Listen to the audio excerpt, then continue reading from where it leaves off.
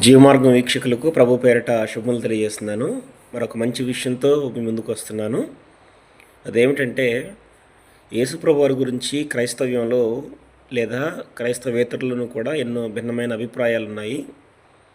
అయితే బైబిల్ గ్రంథము, ముఖ్యంగా ధర్మశాస్త్రము, ప్రవక్తల గ్రంథాలు దీని విషయమే చాలా తేటగా మాట్లాడుతున్నాయి. ముఖ్యంగా రాజైన దావీదు గారికి చేసిన వాగ్దానంలో ఈ విధంగా రాయబడి ఉంది.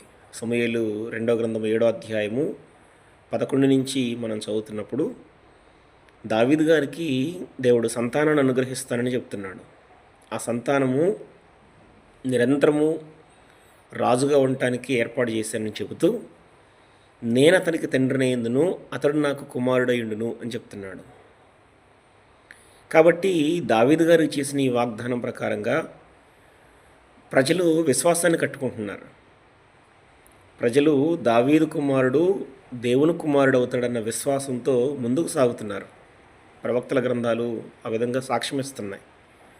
యెషయా గ్రంథము 11వ అధ్యాయము 1వ వచనంలో అంటాడు, యెషయి ముద్దు నుండి చిగురు పుట్టును అంటున్నాడు. యెషయి అంటే ఎవరు? దావీదు గారి యొక్క తండ్రి.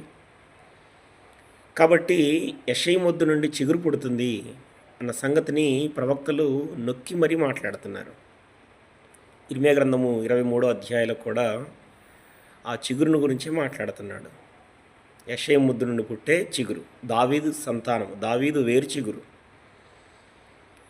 ఈ విషయాలన్నింటిని బట్టి, ప్రవక్తల గ్రంథాల్లో వ్రాయబడిన సంగతులను బట్టి ప్రజలు ఏం చేస్తున్నారంటే, విశ్వాసులైన వాళ్ళందరూ ఏం చేస్తున్నారంటే, దావీదు సంతానంలో పుట్టే ఆ సంతానం కోసం ఎదురు చూస్తున్నారు. ఆ సంతానమే దేవుని కుమారుడు అవుతాడన్న విశ్వాసంతో వాళ్ళు ముందుకు సాగుతున్నారు.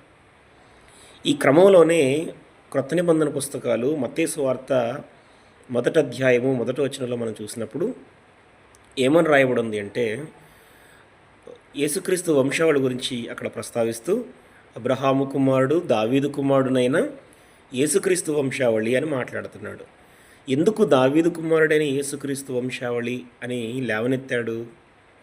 ఈవెన్ యేసుప్రభు వారు గర్భాన పడే సమయంలో కూడా గబ్రియేలు దూత మరియమ్మ గారి దగ్గరకు వచ్చి,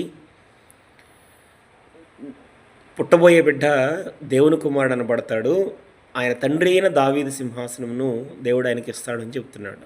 ఆయన దావీదు కుమారుడు అన్న విషయాన్ని రూఢీపరుస్తున్నాడు దేవదూత కూడా. అందుకే ప్రజలు కూడా దావీదు కుమారుడా మమ్మ కరుణించుము అని మాట్లాడుతున్నారు. దావీదు కుమారుడు అంటే అర్థం ఏంటంటే, పుట్టబోయే బిడ్డ లేదా దావీదు కుమారుడు దేవుని కుమారుడు అనబడతాడన్న విశ్వాసంతో ప్రజలు ముందుకు సాగుతున్నారని గ్రహించాలని కోరుతున్నాను. Thank you.